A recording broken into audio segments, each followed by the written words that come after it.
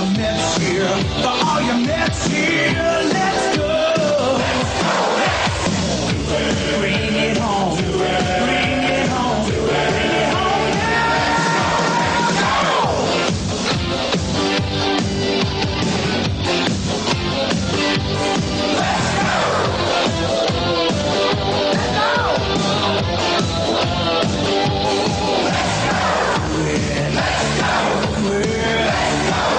Make it happen. There's no stopping us now. We're gonna do it again. It's not a question of how. It's just a matter. It's just a matter. It's just a matter of when. Hello again, everybody. Joe Piscopo, Shea Stadium. The big story. Mets 86. Exciting, thrilling, awesome. Let's take a look.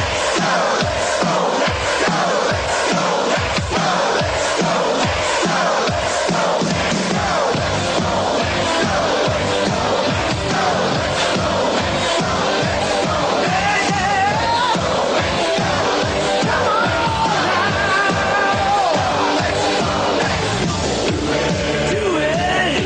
Do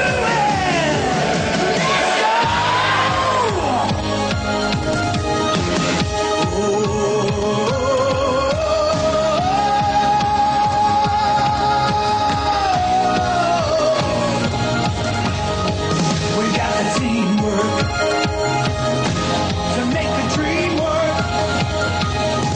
We got the teamwork to make the dream work. We got the teamwork to make the dream work. Ooh, we got the teamwork to make the dream work. We're gonna make it this time. We're gonna take it home.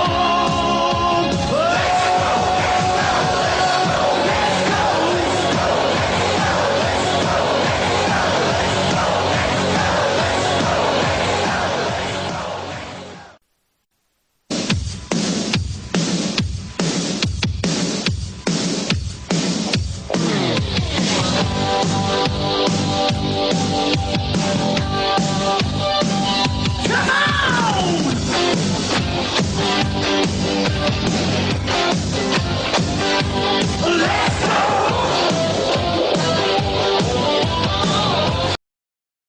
Let's go!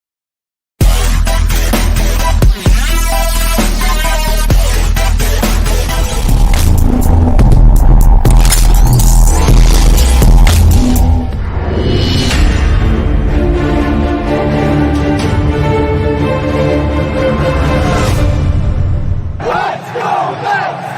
Let's go, Mets! What's up, Mets fans? Welcome back to Talking Mets at Rob, and welcome to another Mets Hot Stove Live on this Monday, December 19th, 6 p.m.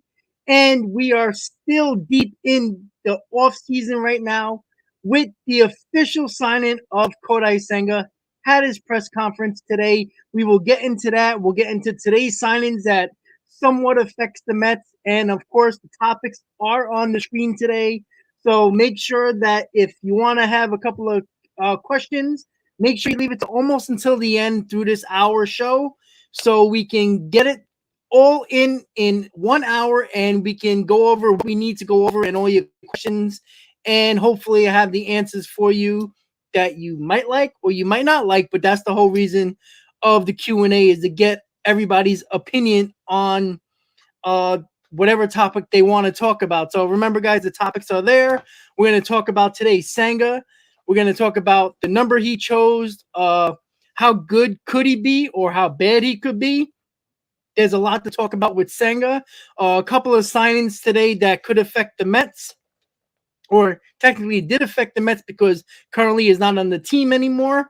The big back options, you guys just watched the video, and if you have not, make sure you check it out after the live stream. And the bullpen market seems like it's starting to heat up a little bit. And oh, I'm sorry, I was just looking at the comments really quick. I'm sorry about that. Yeah, so the bullpen market is heating up, right? It seems like it's starting to heat up.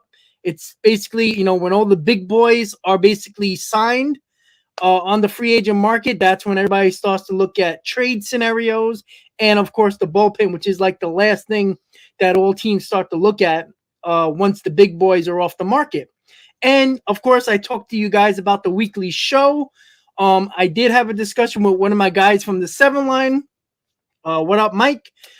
He knows who he is, and I spoke to him the last time I was live afterwards. So we had a lot of good discussion about that. Me and him are going to probably talk about the title of the show and go into detail on what we're going to be doing. And we might start it off with just me and him, and then they'll probably add on 1 or 2 other people, and then it will be a weekly show. It looks like it's going to be right after the new year. Once the rosters are basically almost finalized, that's when we're going to start to do the weekly show. The day hasn't been chosen yet. That's something that we do have to work out.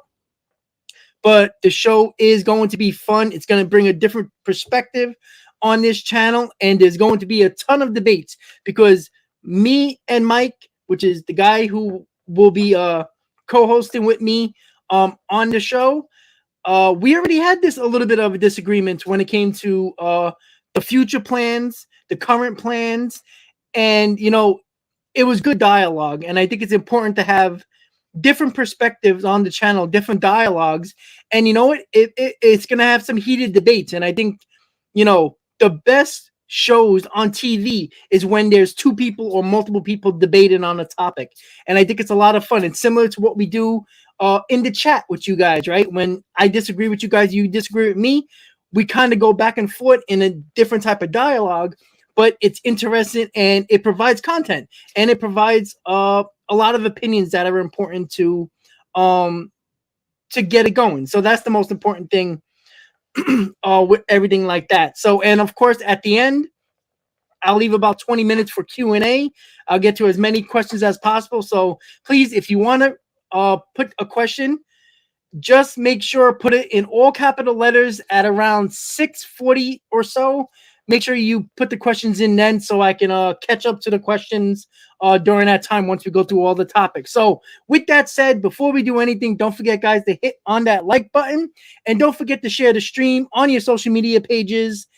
And make sure that if you know Met fans, if you have Met fans and they like to watch YouTube and different types of things about the Mets, make sure you throw them over to this channel and see if they like it and have a good time in hopefully in 2023 with all you guys. But we still got an entire off season left to go. We still got about 2 months until pitchers and catchers report to spring training. So we got some time there. And now we're going to get started on topic number 1, Sanga. So if you were living under a rock, we all know that it's official that Kodai Sanga signed a 5-year, $75 million deal to be a New York Met. He had interesting quotes that we will get into in a second. And he did go on his social media pages, mostly Instagram, but then on Twitter as well, about what number he was wearing. There was everybody was like, oh, wear 48. Obviously, we still got a stake in our hearts when it came to Jacob deGrom. So people were like, oh, just wear 48. Let's, forget about this guy. But, and there was a couple of, I think there was 40 and then it was 34. And then there was another number. I forgot what it was, but he ultimately chose 34, which is very interesting because of the fact, not because of Syndergaard, but because of the fact that the Mets roster on their website kind of showed the number that he was going to wear prior to the press conference that he had at 11 o'clock today. So that's kind of interesting as well. So it's pretty cool to think that we all knew who had number 34. It was Noah Syndergaard. Again, for whatever you want to say about Noah Syndergaard, he was pretty crazy. And look, he was a folk hero, just like Matt Harvey was. You had long blonde hair, a guy that looked like Thor, with the muscles and the big guy, and it just worked out into that persona. And then Matt Harvey, the same thing with the Dark Knight and everything like that. And it was fun while it lasted, but he's not the same pitcher Noah Syndergaard was. And, even though we'll all remember what he did in the World Series, we all remember his quote, if he has a problem, I'm only 60 feet 6 inches away. We all know the quotes, but it's a new era of Mets baseball. Kodai Sanga decided to pick the number 34. I know that doesn't mean anything because it could be a complete disaster or it could be great. And the only thing that matters is results in this business. And that's what we want. We want results. And that's the most important thing. And I see Wayne Randazzo. If you guys haven't noticed, I was just watching Baseball Night in New York. Wayne Randazzo is not coming back as one of the radio guys on WCBS, that is the radio home of the Mets. He's getting a TV deal with the Angels, supposedly, so that's interesting as well. So, Sanga, interesting quotes. He said that he's very interested in facing the Phillies lineup, that he talked about facing Schwarber, and he's watched these guys play when he was in Japan, and talked about a little bit about Scherzer and Verlander, how he wants to learn with them, and that it's gonna be great to be in a rotation with Hall of Famers and all that fun stuff. And it was pretty cool that a guy that barely speaks any English, tried to do an opening introduction to himself, introducing himself, and at the end of that, a little dialogue that he had, or introduction he had a "Let's Go Mets" in there, so that was pretty cool. And he's trying to fit in, and we understand that. He talked about the Big Apple, even though I don't think he necessarily knew what that meant, but he said it anyway. And it was pretty cool to see him at least attempt to get in the fans' favor a little bit, just vocally. Met fans are excited to have him, and we'll see what he has. We know about the ghost forkball that everybody's talking about. He can throw up to 101, 102 miles an hour.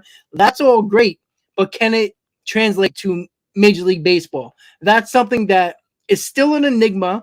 Not every Japanese pitcher or Japanese position player is going to turn out to be either a star, or he could be. Look, if Kodai Sanga becomes a really good pitcher for the Mets at 5 years, $75 million, at $50 million a year, that's not a bad deal at all. If he becomes, I don't think he's going to be an under 2 ERA pitcher, but if keeps his ERA under a 3 or around 3, I have no problem with that. I think that would be fine for the New York Mets. That's what we need. He's on number 3.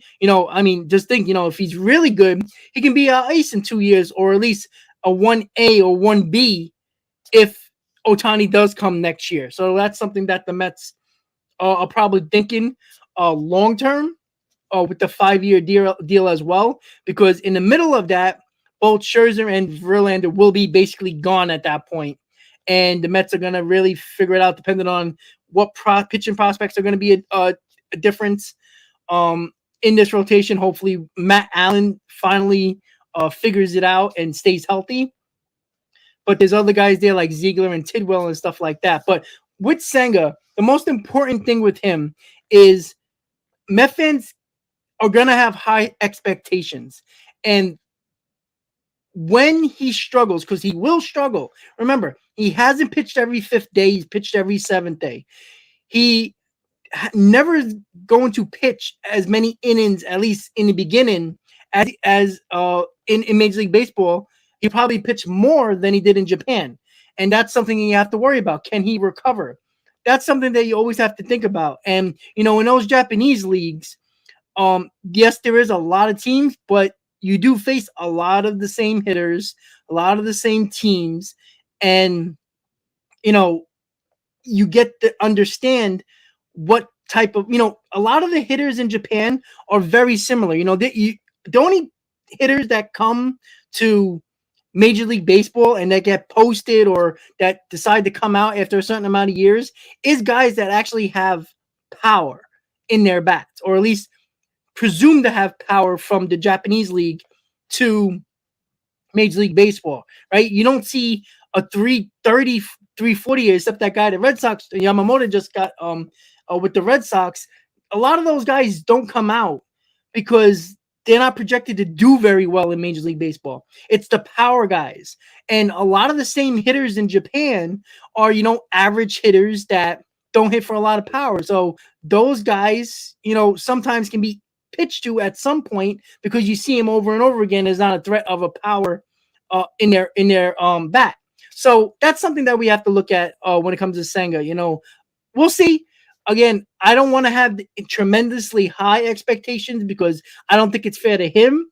And if you have too high of expectations, you're probably going to be disappointed no matter what he does, unless he pitches absolutely amazing, which could be possible too, because as much as Senga has to get comfortable with Major League Baseball hitters and the 5-day rotation, the hitters also have to figure out his pitches and how the movements are and the speed and the different speeds from his fastball to a forkball to a changeup to a curveball, all that stuff. So it's going to be an adjustment on both sides. So the most important thing with Senga is don't have too high of expectations. It's not fair. It's stupid. And if it works out that the expectations are warranted and he shows it, great. That's the most important thing. But if it doesn't, then take it easy, because if you look at Ohtani, if you look at Yu Darvish, those guys didn't really have really good the first year or mostly two years in the major leagues. I think Ohtani had a little bit over a 3 ERA, and Darvish wasn't much better when they first came over. So it takes time. And, if year 3 is when he figures it out, well, that's what we have to deal with because he's going to be here. So that's with Sanga, and what I think is going to be very important for him is just the adjustment period of pitching every 5th day, and also watching his innings to the point where you can't kill him early on. You have to, if you got to go 5 innings a couple of times, maybe 6, you got to watch him. You got a better bullpen. At this point, it seems like it's going to get better with the sign-ins or the possibility of another movement or two, another arm or two that's going to go into this bullpen. If you want to say Chafin or Ottavino or whatever 2 pitchers that they think can go into this bullpen, the bullpen seems like it's going to be better. So you got to use your bullpen to your advantage in situations where you got to protect Senga from himself, because he's going to be a competitor. He's going to want to pitch. And you have to rein him in a little bit, because that's where you're going to protect him later in the season, when in August and September, when he's pitched more innings and every 5th day and he's getting accustomed to it, you can count on him later in the season when it really counts. And that's the most important thing with Senga. The one thing that I wanted to talk about with signings today was Seth Lugo. Look, Seth Lugo has been a big part of this Mets team for many years, especially in the bullpen. He was a very good Met, a very good bullpen arm, a very dependable bullpen arm. But Seth Lugo, over and over again, said he always wanted to be a starter. The Mets gave him a couple of chances every now and then here and there. But, when he developed that partially torn UCL, it's very hard to think that putting him in the starting rotation is worth it for the Mets at any moment after that situation. And then on top of that, when he was so good as a bullpen arm, there was times when you can pitch him 2 times in a row, and then he would need 2 or 3 days off. You can't rely on somebody who, yes, could pitch probably 5 innings, maybe 6, but who knows if he can recover in 5 days every single time, with throwing more of his arsenal regularly, pitching a lot more innings than he did in his career. And it seems like him signing with the Padres 2 years, $15 million, it doesn't seem like a lot of money, but it seems like the Padres lost Clevenger. Pretty good chance that Seth Lugo is probably going to fill that spot, and the Padres are going to give him a chance to start. And that's probably the only reason why Seth Lugo didn't really, I guess, see the Mets as an opportunity to come back. And because the Mets were going to just throw him in the bullpen. It was obvious at that point when the Mets filled out their rotation with Quintana and Sanga and then re-signed Carrasco. So that's something that You just have to, unfortunately, understand. And when Seth Lugo wanted to be a starter for so many years and was just being a team player with the Mets, it was inevitable that he was going to go to a team that's probably going to give him a chance to start.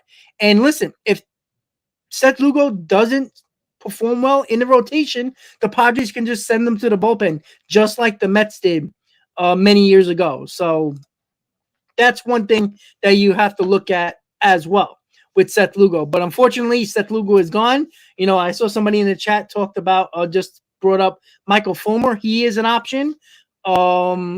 He's pretty good. Will the Mets do that? I think the Mets really do want Ottavino, but I think Ottavino wants 3 years. I think one of the reports that I read 2 days ago, I believe, that Ottavino is looking for a 3-year deal. I don't think the Mets are going to do that. I think a 2-year deal is probably where they want to go. And I do not think that Ottavino is probably going to get a 3-year deal, even though he had a really good year last year. I don't think he can be trusted by a lot of teams for a course of a 3-year contract. And that's something that I don't know if it's a smart idea to give a 3-year deal to any reliever that's probably not your closer. So that's where we are with the bullpen market. Chafin, I still think, is the number one target for the Mets.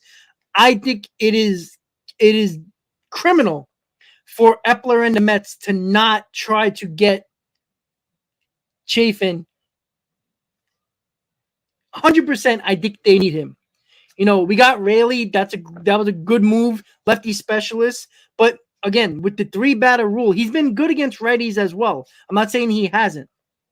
But the most important thing is to have a guy in a lefty that when that 3-batter rule comes up and you can't get in because at some point, you're probably not going to be perfect. You can't get a lefty out that you came in the game for, and now you got righties coming up.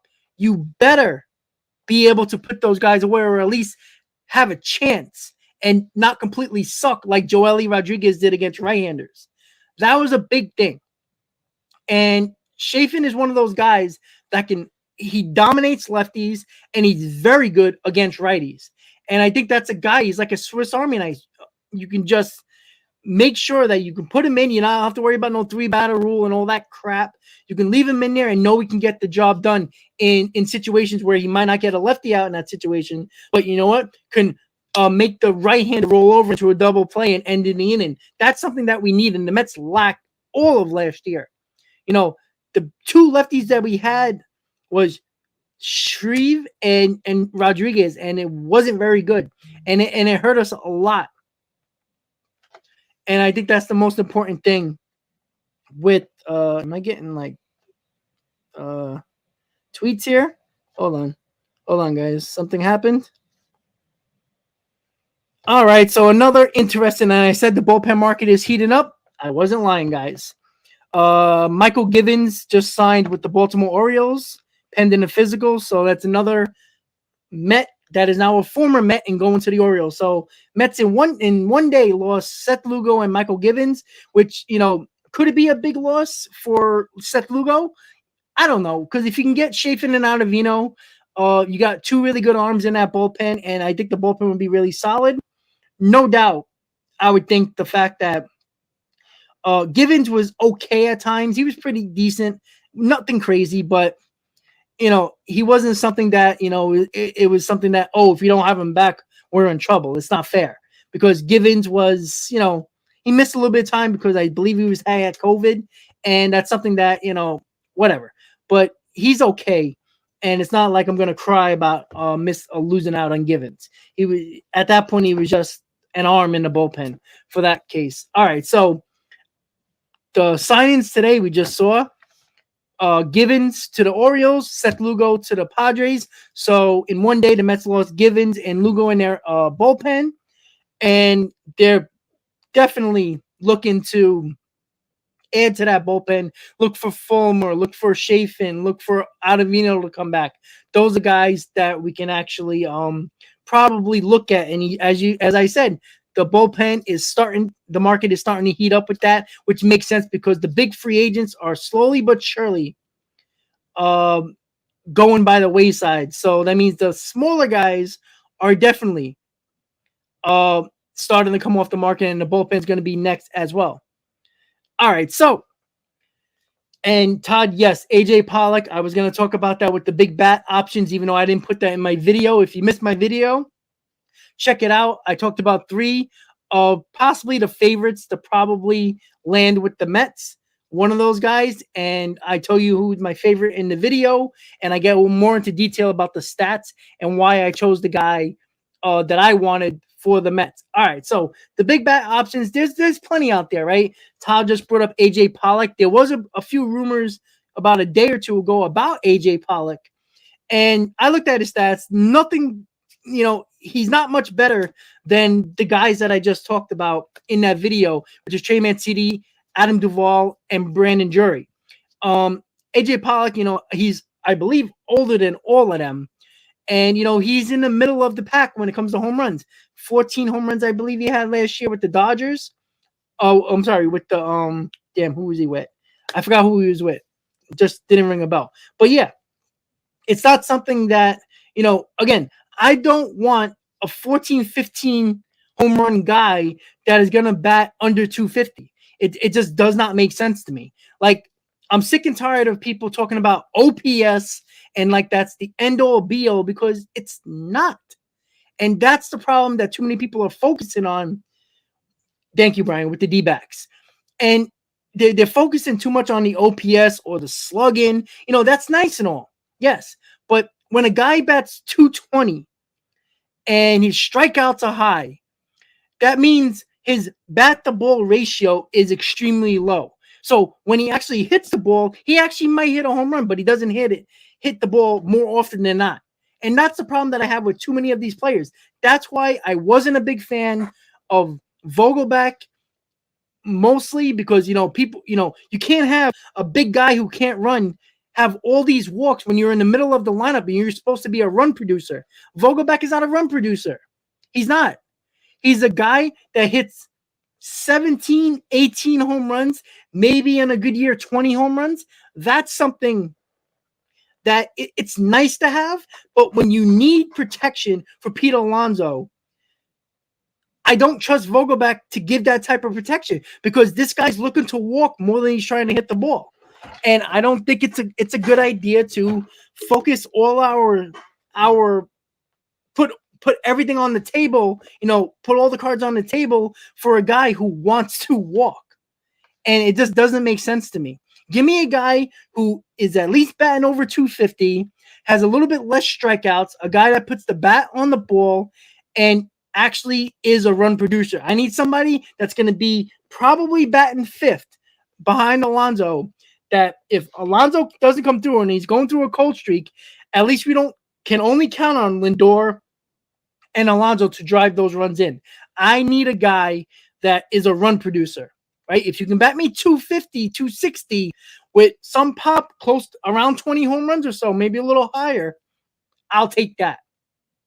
And that's why when I said about Trey Mancini is really relevant, the Mets even talked about the guy they got that is possibly a big bat. I'm not going to call these guys big bats, but that's been the focus, right? Big bats, big bats.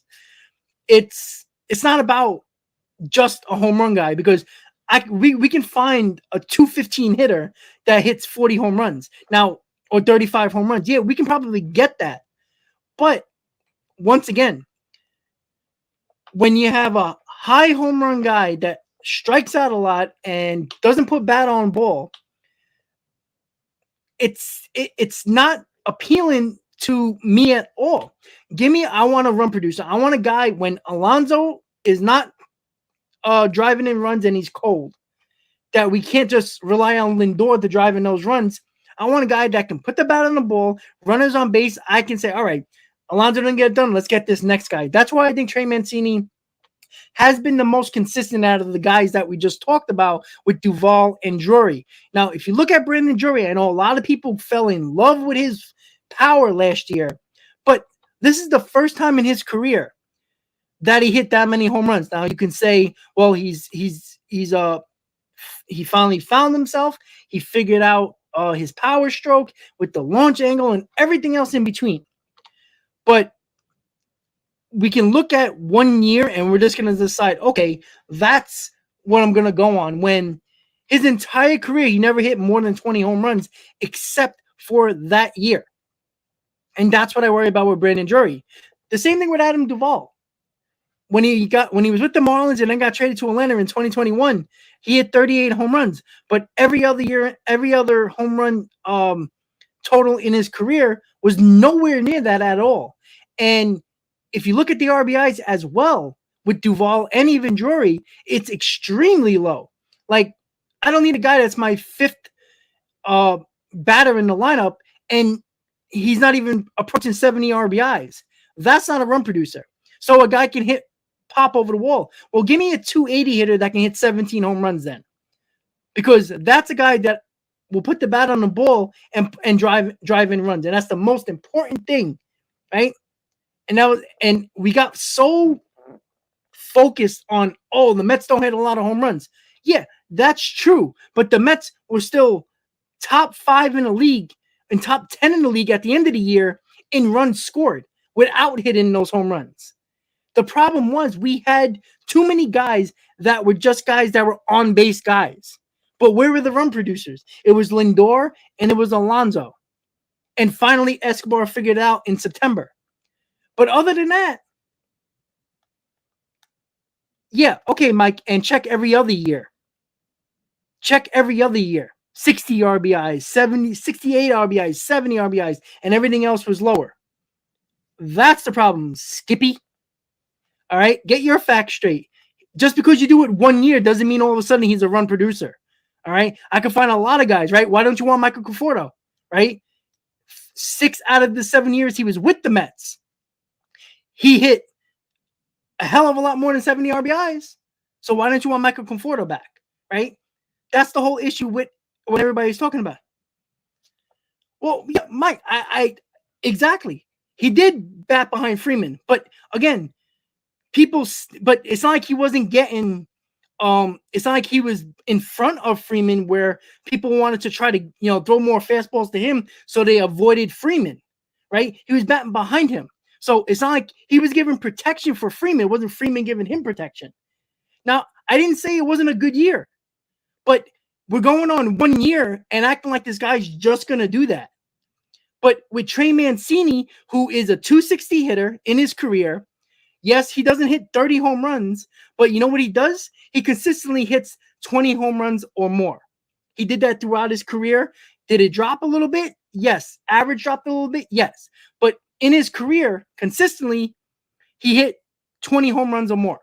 Now, he never hit the 30 home runs, but you know what he did? He consistently hit 20 home runs or a little bit more with a 260 average. So that means he puts the bat on ball a little bit more than the other two guys. He can still hit 20 home runs. And on top of that nobody wants to talk about because everybody's just obsessed with the DH role, he's versatile, right? That's why when people talked about JD Martinez, they were smoking something because JD Martinez would have been a doormat for the DH spot. So that means you're not using the DH properly. You're keeping JD Martinez at the DH spot, and when you need somebody to be in the DH role like Alvarez, if you wanted to give him a shot, JD Martinez can't play the field. He didn't play the field at all last year for the Red Sox. And that's a problem. You need somebody versatile. And honestly, all these guys can play, right? Duvall can play the outfield. Brandon Drury can play the outfield, plays a little bit of third as well. But Trey Mancini can play first base, can play third base, can play both corner outfields, and obviously he can DH. So he's versatile. The next breaking ball Mancini hits will be his first. Oh, okay. But with that, and if that's a fact, that's a fact. But he still hits 260, which Drury and Duvall wish they can do and never did in their career. And on top of that, they didn't consistently hit 25 to 30 home runs because they were under 20 home runs for many, many, many years of their career. Well, Chafin's important for this team. That's the whole problem, right? We talked about him last year, and now we're this year again. So that's the thing when it comes to the big bats, right? You want consistency, right? You don't want a guy who bats .213 because you get Vogelback, right? You get a guy with nice on-base percentage, which I don't care. I don't need my fifth hitter to have a high on-base percentage because that does nothing for guys behind him who are not run producers, right? You expect Marte, Nimmo, and Lindor to get on base. Obviously, Lindor is a run producer, but you expect those three guys to be on base for Alonso, for your 4, 5, 6 hitter, right? After your fourth hitter, we had no chance producing runs. Yuri Gurriel is interesting. You know, he can be a backup first baseman, which the Mets clearly need, even though Alonso can play 158 games. But again, he'll play 158 games, but he'll probably play about 135 to 140 at first base, and the rest would be DH. And that's something Yuri Gurriel is an interesting option. Right. He is a righty, so that's pretty good as well. I think the Mets are looking more right-handed bat. Again, if you could find a switch hitter, Jefferson Profile was another one that people brought up. I like him because of the versatility that he has in the outfield, but he did kill the Mets in the playoffs. But he's always been a Mets killer in his career Profile. So what does that tell you, right? If he's playing on the Mets, is he going to be any good? Who knows? But again, I don't think any of these guys are good. I wouldn't say, I could say they're okay, they're good, but they're not the perfect option, right? Unfortunately, right? Because the big bats that were available, the Mets did try to get Correa. That would have been a whole different story. Your 3, 4, 5 would have looked a lot different with Correa in this lineup. That would have been the run producer that you needed. And the DH could have been any of these guys. And you can use, those guys give you 16 to 20 home runs. Even if they do bat .213, they're going to be a 6th or 7th hitter. And it's not the end of the world. But you're looking for a guy that you can trust almost every day to be in that fifth spot. That's probably what they're looking for. Unless they're going to trust Escobar again and put him behind Alonso, which that was the whole reason why the Mets wanted Escobar, because he was going to be the protection in that lineup for Alonso, because he was that 20-plus home run guy that was a run producer his entire career. He just had a terrible year except for September. That sucks. And that's where the Mets are at this point. They're looking for a guy that consistently can have the protection that Alonso did not have all of last year. And that's unfortunate. And the Mets got to fix that. I'm sorry. Right now we have the same lineup.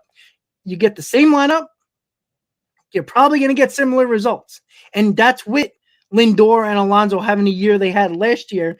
And Nimmo, who had a career year last year, we have to expect that from him now, right? So that lineup, who was deadly in the first half, tinkered off a little bit in the second half with runs scored, right? They lost a full run in the second half. That's a lot for a team that was relying on mostly singles and doubles to drive in runs because they weren't hitting a lot of home runs.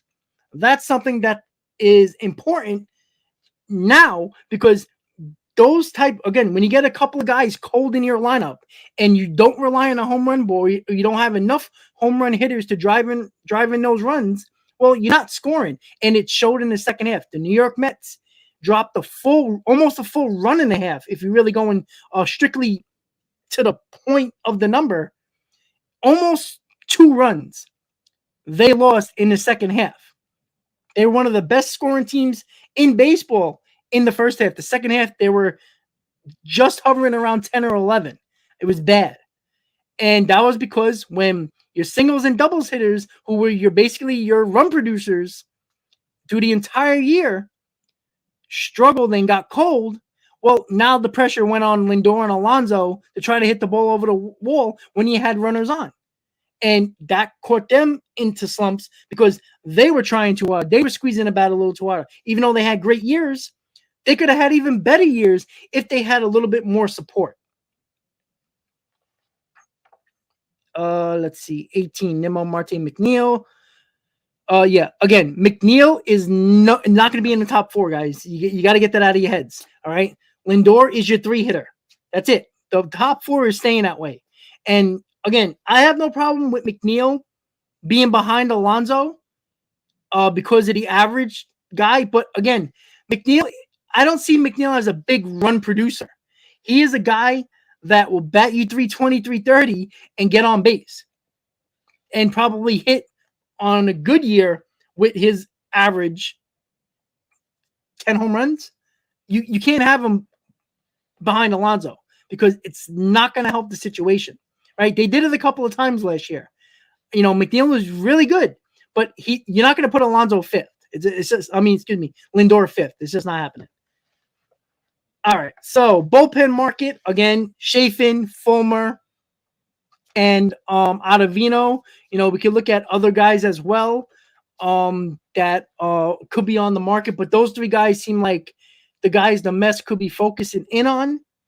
And maybe they might do another trade. Who knows what they do with McCann or possibly Carrasco, which we keep on hearing rumors about that over and over and over again.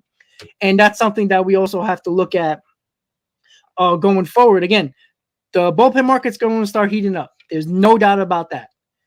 And it's just a matter of the Mets are going to get a bat. It's just a matter of which one at this point. And I know the chat's been focused on Devers.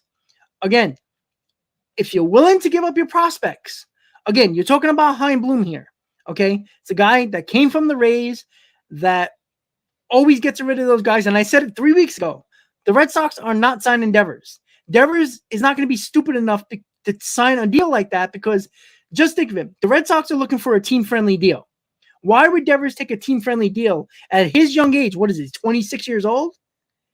And he's seen the market of the free agents, what they got this year, that almost every big-time free agent basically got overpaid. And Devers is like, why the hell would I sign a quote-unquote team-friendly deal? Because the Red Sox are not going to come to him with an astronomical deal, which they should anyway, because, look at the players they got rid of over the last couple of years. It's a joke. And it comes about the same issue when it comes to what the Mets are going to give up. Again, I can guarantee you, if the Mets call Devers, which they probably did, because you're not doing your job if you don't call them, you're probably going to get asked for 3 of your top 5 prospects. Now, Mauricio dropped down a little bit. I think he's 6th right now on the new list, but I still consider Mauricio a top 5. So 3 of your top 5 prospects are probably going to have to be in that deal. Yes, Devers is a rental. Now, if I'm the Mets, I doubt anybody's going to be trading for Devers in the offseason. The same reason why I don't think Ohtani's going anywhere this offseason, because one, the price is going to be astronomical because you will get a full year of one of those 2 guys. Even though you give up those prospects, at least you get a full year. So the price is going to be extremely high. At the trade deadline, when the Red Sox are basically in last place and going nowhere, Chaim Bloom might be a little bit forward when it comes to trading Devers, because you might as well get something for him because he's not signing now. And the price would be a little bit cheaper. Same thing for Ohtani. If you're a person that wants Ohtani before the 2023 season, then after the 2023 season, well, pray for the Angels to have a complete disaster of a year in the first half where they have no chance of making the playoffs, because that's when Ohtani is going to go on the block. The Red Sox and the Angels are not going to lose those guys for nothing. And the prices will be a little bit cheaper because you only got a half a year for those guys. So that's something that you have to look at when it comes to those guys. And once again, when you go back to what the Mets need this year and what is reasonably available, because I think Devers and Ohtani is probably a long shot. Obviously, Ohtani is more of a long shot right now than Devers. I think Devers could be had if the Mets are willing to pay for it. But what are you willing to give? That's the problem. And if a team's willing to do that, they'll trade. But who's going to do that, right? Now, the Mets issue is that they're very top heavy in the top of their farm system, right? Their top 10 is pretty damn good, right? Their top 5 is they got, I believe, 4 out of their top five prospects in the MLB top 100. And I believe if you want to throw, if you want to go a little bit further than the 6, Mauricio's in that as well. So the Mets have a top heavy farm system that is pretty damn good. But what are you willing to do? Now, I said this when the Mets drafted Kevin Parada. I said he's going to be a better all-around player than Francisco Alvarez, because I think Alvarez, there's more of a chance he'll be Gary Sanchez as a catcher than he would be a really good catcher. Put it that way. And I don't care how good your bat is. If your bat is really good and he's your number one catcher and your rotation doesn't like pitching to him and he's a butcher behind the plate, again, he's got a very good arm, but it's more than that. Can he handle a rotation? Can he frame pitches, right? That was the two things that we heard about in the minors. He still has a hard time framing pitches, especially when he got these veteran arms that, like to get some calls from the umpires. You need a catcher that can frame pitches well. And with Alvarez, can he be a good enough catcher where you can put him in the lineup every day? Yes, you got the DH. But again, you got the number one prospect in all of baseball, and unfortunately, it happens to be a catcher, right? Unfortunately for the Mets, it couldn't be a freaking outfielder, right? Unfortunately. But if he becomes defensively like Sanchez, again, I don't think he could be that bad, but again, you never know, right? Sanchez was projected to be one of the best prospects in all of baseball, and the guy couldn't catch to save his life, and slowly but surely lost his confidence as a catcher, and then it trickled into his offensive stats. He just got worse and worse and worse, and then his bat wasn't warranted in the lineup, and he was basically a bust. And that's what I worry about when it comes to Alvarez. Again, give him a chance? Absolutely. I think it's only fair to give him a chance. But again, what the Mets are doing, the Mets just signed Navarez that I'd even bring up. Right now, we got 4 catches on this roster. We all believe that McCann's probably going to be on his way out in a trade. If the Mets release him, I don't know. But he's going to be off this roster. The Mets signing Navarez puts 41 men on the roster. Somebody's got to go to make it 40. So that's something that you just have to think about. Are the Mets going to go Navarez and Nido? And then Alvarez will be the third emergency catcher and be platooning with the DH with wherever the Mets bring in. And this is why I wanted to bring up Conforto a little bit, since we went through our topics regarding the Mets, and I'll get to the weekly show in a second. What about with Conforto that is intriguing is that if you're not going to because clearly the Mets don't trust Alvarez to be a big part of the catch and roll in 2023, at least not early on, because you don't sign Navarez to over a $7 million contract for 2 years, or I'm sorry, each year with his AAV $7 million a year, to not play him every day. I mean, that's insane. You were paying McCann his first 2 years $8 million each year to be the starting catcher. So Navarez is going to probably be your number one catcher with Nido backing up. So that means Alvarez is either going to be back in the minors, working his craft out with catching, or the Mets are going to use him as the DH and platoon him with Vogelback, and probably roughs off this team as well. So that's something that you have to look at as well. And that's why it's weird that the Mets got Navarez, who is a decent hitter with some power, but you don't give a guy that much money as a catcher and not start him. It's probably the case. So you're probably going to see Navarez as your open day catcher with Nido the backup, because Nido has shown that he could play a pretty good role on this roster over the last couple of years. When he played a little bit more last year with the McCann injuries, he played pretty well. And defense, he was better than McCann. So All right, Justin, give me a second. Which one is it? Justin. Oh, there we go. All right, I got it. All right, guys. So, is the Cohen tax deductible? Technically, it should be able to be claimed on taxes. I'm not an accountant. I have no idea. I'm assuming it is, since you're paying money, you're paying taxes on the money that you spend, but I don't know how that works. I mean, that stuff can be written off because it's a business expense, because that money is basically going to other teams. That tax. So I don't know. I can't tell you. I'm assuming that can be written off as a business expense, considering the fact that you're paying taxes on money you're spending. So I don't know.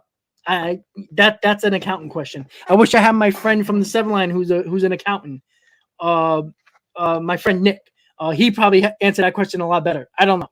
And Beatty, Mauricio, and McCann for Devers. Yeah, that's not going to get it done at all. That's not even close. All right. Boston is not going to add on $12 million to a catcher for 2 years in McCann and only get Beatty and Mauricio. It's not happening. So you're going to give your number 6 and your number 2 prospect. That's not even close. It's not going to happen. All right. I'm telling you right now, guys, you pick up the phone with the Red Sox, Chaim Bloom is going to ask for Alvarez and Beatty right off the bat, because you got a full year as for Devers, not a half a year. You got a full year. It's going to start with Alvarez and Beatty. And if you're not going to start with that, Chaim Bloom's going to hang up the phone on you guys. So with the Steve Cohen tax, I have no idea. I'm assuming it can be written off as a business expense since you're paying taxes on money you're spending. So I don't know. But yeah, that package for Devers is not going to be enough at all. Now, if you want to throw McCann in there, you're going to have to add more to that. That's just the way it goes. All right, guys. So let's roll up your questions right now. I'm going to go through the list right now, the chat right now, just to see. Mike says, what if Alvarez is nothing more than Jesus Montero? Well, there's nothing the Mets can do, right? But we're not going to know that until we actually play him, right? You can't just leave him in the minors as the number 1 prospect. And, him probably getting bored in the minors. Bring him up, see what he can do. I have no problem using Alvarez as the DH and, learning in the bullpen with catching and stuff like that and learning from Nito and Navarez and everything like that. And don't think for a second that Navarez with Alvarez, Spanish-speaking catchers, they brought in Navarez to help with Alvarez as well, and it probably will help him having somebody that speaks the same language when it comes to one of the very good catchers defensively in the league in Navarez. So that's something you can look. But if he is. I mean, what are you going to do, right? There's busts all over the league every year who are always in the top 5 every year. And again, it's not like Jesus Montero. We didn't know until he got traded to Seattle when the Yankees made that trade many years ago. So we didn't know until the Seattle Mariners gave him a chance. Who knows? It could be the team he was on. Maybe if he had somebody that can teach him the ropes, it could have been different. We'll see. Let's see. Oh, yes, Hector. JD Martinez did sign. He signed with the Dodgers. All right, so let's go. What else we got here, guys? All right, let me check. All right, guys, so you can roll in your questions right now so we can start answering them before we call it a night. And while you're rolling in your questions, and make sure, guys, just capitalize it so I can see it's a question, because if everybody writes it the same way, I'm probably just not going to see it, especially with people typing in right now. Ramon, let me see what you got. We need 2 bullpen arms. One and who they are in your opinion. Well, I said it earlier. Again, Fulmer, Chafin, Ottavino. There's probably other guys out there that might be a lower tier than those guys that the Mets might take a chance on. Remember the Mets picked a reliever in the Rule 5 draft. They picked up a reliever from the Yankees that it was DFA'd by them. So there's also something that you can look at as well that the Mets might feel comfortable using that they have in-house already. But I wouldn't be surprised if they do pick up 2 more arms. just a matter of who they are.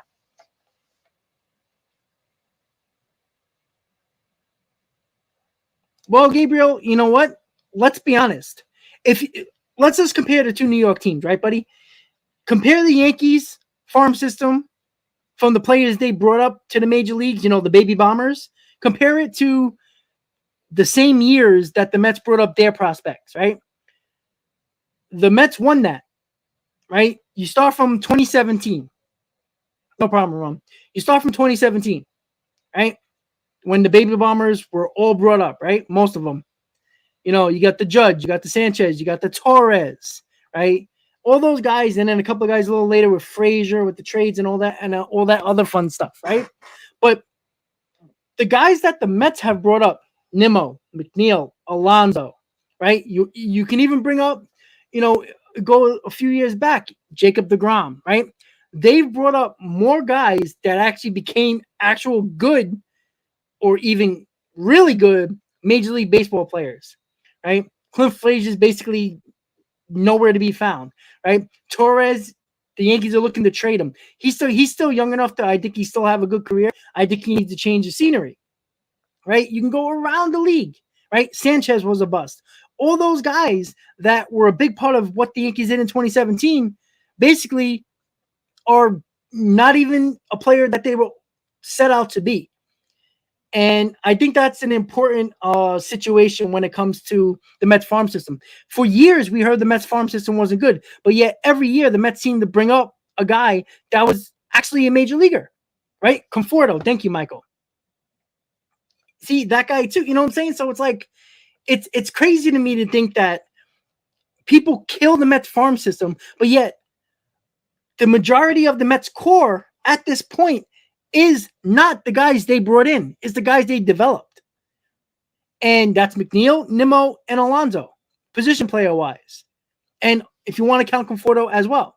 So that's the interesting part as well.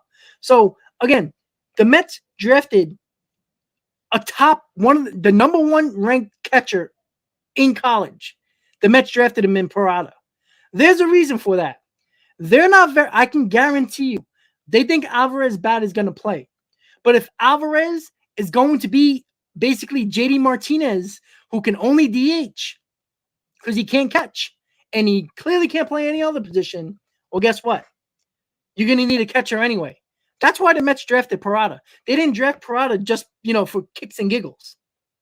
They drafted Parada because I think that was a telltale sign that they don't think Alvarez is going to be the catcher, the defensive catcher that they hope he would have been. And you could talk about his weight. You could talk about him just not being a good defensive catcher. You can't rely on him to be your number one catcher, even if he can hit 30-plus home runs. Because even Piazza wasn't a great catcher. But you know what he was good at? He was good at framing, and he worked extremely well with the rotation. The pitchers trusted him. He was good at blocking balls, and he was a good framer. He had no arm as a catcher, but he was great offensively. Now, if Alvarez can be Piazza behind the plate with good framing and pretty decent with blocking balls, then he could be a catcher. But if he's going to be a Gary Sanchez or, like somebody said, a Jesus Montero, well, guess what? You can't rely on that because now you got a guy who is basically Mark Vientos with more power. He has no position, and he's a DH. So now you block your DH with Alvarez, and now you can't use any versatility with that DH spot. And that's something that, well, exactly, Todd. That's why the Mets, I guarantee you, because remember, the Mets even, Epler said that Parada was number one on their list. They didn't think they were going to get him, but he was on the top of their list. So that's a big steal for the Mets. And they had the number one ranked draft in Major League Baseball in 2022. So that's something that you just have to look at.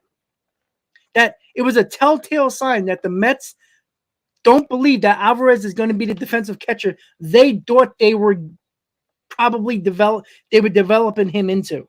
The bat's not the issue. I think the bat will translate to Major League Baseball. But again, his value right now as the number one prospect is because he's a catcher and the power bat, which catcher and power is a dime a dozen in Major League Baseball. And if you can use that to your advantage to get a Devers and an Ohtani, even if it's at the trade deadline and not this offseason, you have to think about that, because I can guarantee you guys in 2 years, maybe even after the 2023 season, Parada might be ready. And that's not a joke. That's almost a guarantee. That kid is that good. And I think it's a big deal that the Mets drafted Parada, because that's a backup plan if Alvarez becomes just basically a DH and he can't catch.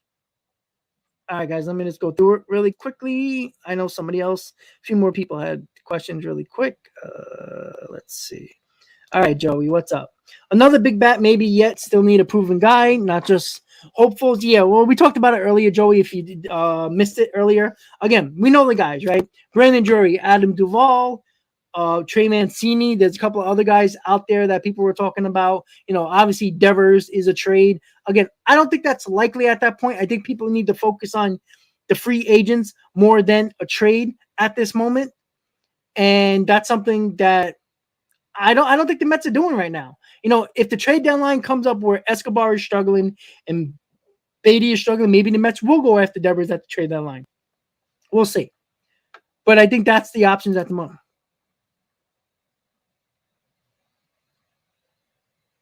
Well, Mike, you don't know that because there's guys that come available all the time.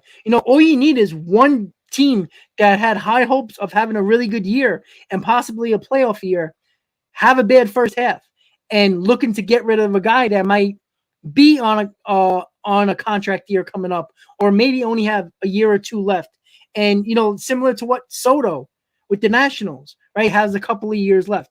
You never know what teams are thinking. Right? Teams might want to get value now, knowing they're not going to keep that guy long term. So you don't know that. There's no reason why Devers can't be available at the trade deadline. He probably will be, because the Red Sox are not going anywhere. And unless you no team is probably going to blow the Red Sox out of the water with a big package at this moment. Because why are you going to trade for a guy in the beginning of the year, give up basically 3 of your top 5 prospects, and then you still have to pay them? That's not smart business, because there's no guarantee that guy's just going to put you over the top. But at least at the trade deadline, that's why I was so mad about the Mets last year, where they were the top 3 team in baseball. They were basically, at the time, running away with the division, yet they didn't do everything they can to get better. Last year was the year to trade prospects that you could have got a legitimate bat in that lineup, because it wasn't the pitching that was the problem. It was the offense. It was slowly getting worse and worse production-wise. And last year was the year. Now, the Mets ain't going to trade 3 or 4 prospects to get an Ohtani or a Devers at this point right now in the offseason, because yeah, obviously it's going to help the lineup, but you're blowing up your farm system, and then yes, you have to spend the money as well. So now you got to revamp your farm system and sign them, whoever, Devers or Ohtani, for a boatload of money. And now, yeah, you might have a really good team, but it still doesn't give you what you really want when it comes to your farm system, because they want to develop their farm system. They want to make it better. You can't blow it up just like that. Now, if you're at the trade deadline, you're in first place, you're doing well, but you have the World Series aspiration. Well, guess what? Now it might be a little bit cheaper to get one of those guys than it was right now in this offseason. Instead of the top 3, 3 out of your top 5 prospects going, now they might want 2. Well, that's different. And that's where you just never know what teams are thinking when it comes to that moment.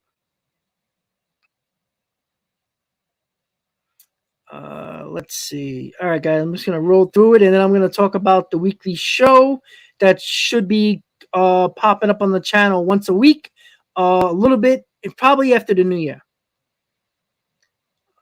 Let's see. I see people talking about Mancini or Profar. No part in Duvall. Mike, I agree with you with that. If you didn't watch the video prior to this, I don't like Adam Duvall. I'm sorry. I don't need another 213 hitter that can't put the bat on the ball and he's basically home run or strikeout, and he strikes out a hell of a lot more than he hits home runs. And again, when you're a guy like Duvall, who for the most part wasn't a big home run hitter only until the last year or two, and that 1 year he had 38 home runs. That's 1 year. But every other year of his career, 16, 14, 18. No, I can't have that risk. I can't have a guy that you need to protect Alonso, and 2023 will be the year he'll hit 14, 15 home runs. Well, we already have that on the roster. We need a guy 20 plus home runs. That's who we need if you're looking for a home run guy. All right. New York Committee, again, I might have missed it. I'm sorry, buddy. You talked about question on Sanga. Let's see. Hold on. Let me try to find it. Okay. See, it wasn't in capital, so I missed it, buddy. Sorry. Why do you think the Mets are so confident in Sanga being a good, great MLB starter? Wouldn't it be smart to hold on to Carrasco just in case Sanga is shaky? Well, again, it comes back to the mindset. It's not what we think. It's what the Mets think. If Epler and Cohen and the Mets brass believe that they have full confidence that Sanga is going to be fine in Major League Baseball and going to be a good to great Major League Baseball starter, then they think Cookie Carrasco is expendable. That's their problem. That's their probably thought process in that situation, because I would keep Carrasco just as another arm just in case, because there's always injuries. You always need at least 7, 8, possibly 9 starters. We saw with the Mets last year. They went far into their depth, right? They were throwing out their 9th starters, right? Trevor Williams got a ton of starts last year as well, along with Peterson as well. So it's what their process, what their thought process is. And I believe they are fully confident that Senga is going to translate to Major League Baseball. Is he going to be under 2 ERA Senga, like in Japan? Probably not. And I don't think they think that as well. But if he is a guy who has a 2.93 ERA, well, then Cookie is expendable, because they probably believe that McGill and Peterson can probably pitch similar to what Carrasco did or even better. And now you have even a better back end of the rotation. That's what I think they're thinking. Because I don't see any other reason why Carrasco at his price, what is it, $14 million? It's a bargain for what he did last year as well. Because once again, I said this many times, try to find me teams that have a 4th or 5th starter that has under a 4 ERA, right? The Mets had that last year. Every pitcher was under a 4 ERA. That's unheard of. It's nearly impossible. Like, you might find 1, possibly 2 other teams, but most of the time your 4th and 5th starter are guys that you're praying to give you innings, not necessarily quality. You want quantity in innings than quality. And every now and then they'll throw a gem. But for the most part, the Mets, even they were popping up Trevor Williams, they were popping up Peterson. These guys weren't bad. And that's something that I think the Mets are fully thinking that Senga is going to translate well. Maybe not a great MLB starter, but a pretty damn good one. And they're probably banking on that. They can be wrong and it can blow up in their face. But they really haven't been wrong with the pitching, right? People were a little nervous last year with Scherzer being the age he was. And, with Bassett, nobody knows how it was going to translate in New York. And it worked out pretty damn well. So I'm going to give these guys the benefit of the doubt. Epler knows what he's doing. Oh, I'm sorry. I was watching the SNY. Sorry about that. Epler knows what he's doing with the Japanese foundation, basically, right? He seems like he's got a good eye with international players, especially in Japan. That basically was his focus, was his expertise when he was working under Brian Cashman with the Yankees many years ago. He was the guy that was scouting and looking at international free agents. Hideki Matsui wasn't randomly selected by Brian Cashman. Billy Epler was a big part of that. And I'm going to give Billy Epler the benefit of the doubt when it comes to Japanese players, because he seems like he knows what he's doing with that. again, you can question him on other things, but it seems like he knows what he's doing. And I'm going to trust that fact. And Cohen trusts Epler. So the guy who's spending the money is trusting a guy to bring in a guy like this. I'm confident that he's going to be at least a good starter. And I think that's why Carrasco could be expendable. All right, guys. So before I get going, and I'll answer one or two more questions about the weekly show. I talked about this in my last stream, and I did speak to Mike, one of the guys that I know for a couple of God knows how many years with the Seven Line Army. Good baseball guy. We're around the same age, a few years younger than me, but again, every time I see him at games, that's all we talk about, baseball. We were at the QBC a couple of weeks ago, and we were talking about the rotation. We were talking about this. We were bitching and moaning about DeGrom and all types of stuff. We were getting into a great debate, and that's when we both came up. Well, mostly him came up with the idea about doing a show on the channel once a week, because it's fun to debate, and it's always fun to actually have conversations instead of just looking at the chat, even though obviously you guys are engaged as much as possibly I can. But it will be fun bringing out somebody in, possibly a couple of guys in, to talk Mets baseball weekly in the offseason and during the season as well. We'll do weekly recaps. We'll go over the week ahead and all that other stuff as well. So his name is Mike.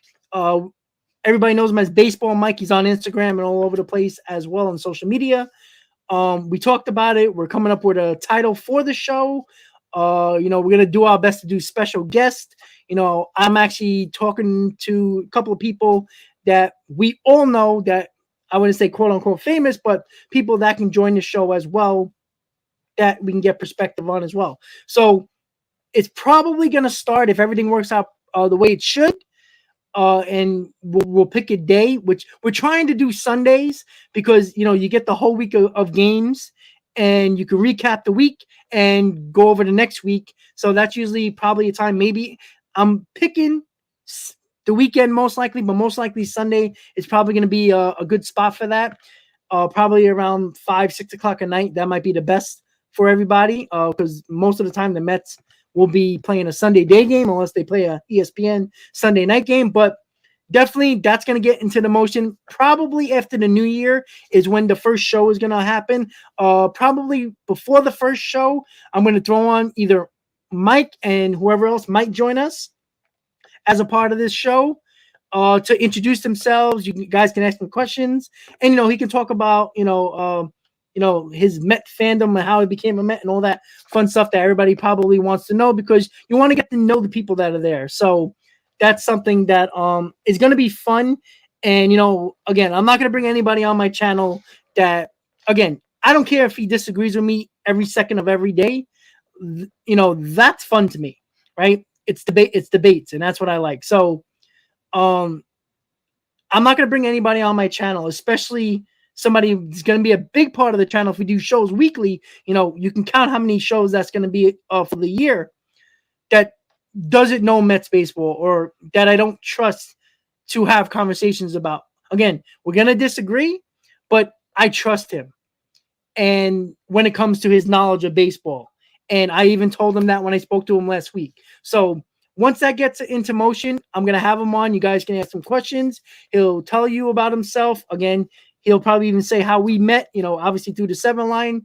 And, I know some people think that I use the 7 line as like a promotion thing. Well, obviously, because every time you guys see me at games, I'm usually with the 7 line at home or on the road. So it's not like I don't know these people and I'm using these people as like pawns. I'm not.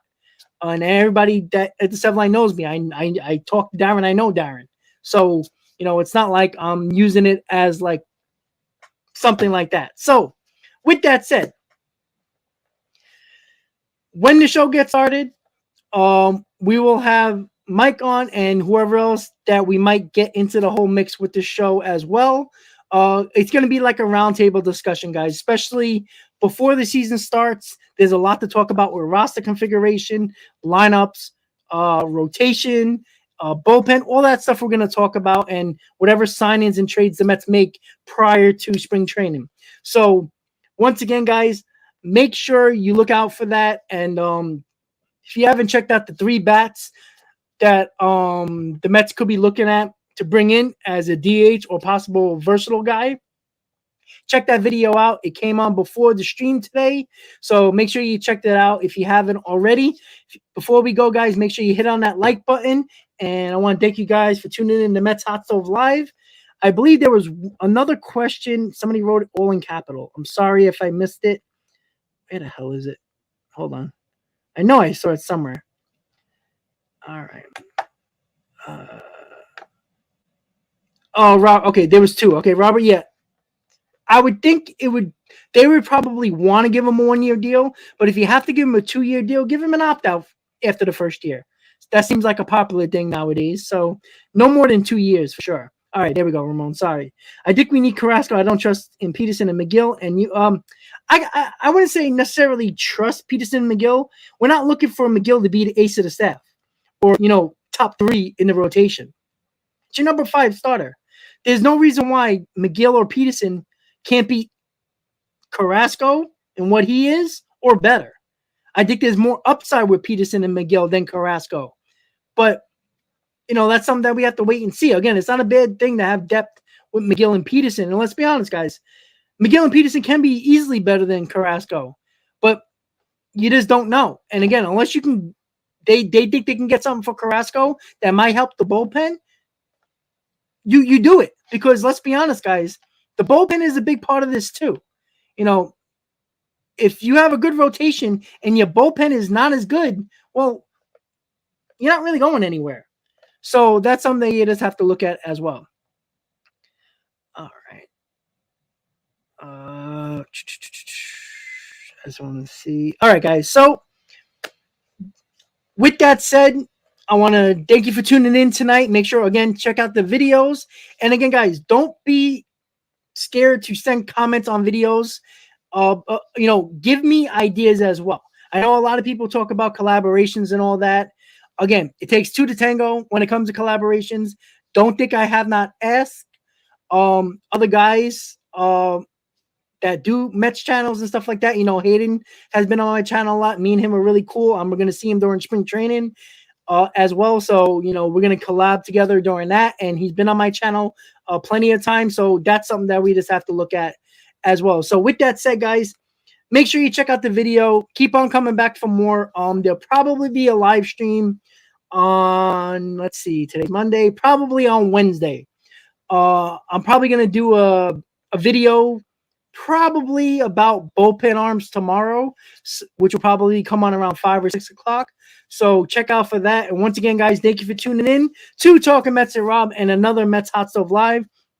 Thank you for all your questions, your concerns, your opinions, and everything that we had to talk about today. Again, the topics are on the side.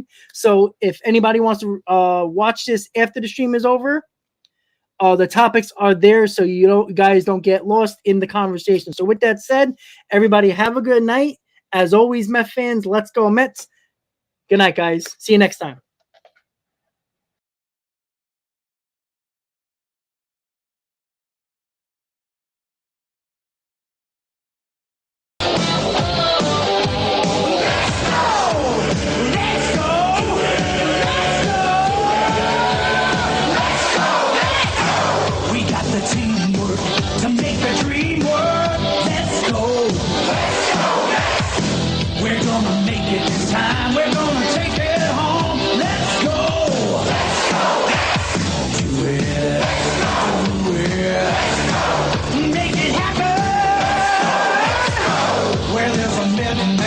You'll find a Mets fan. Let's go.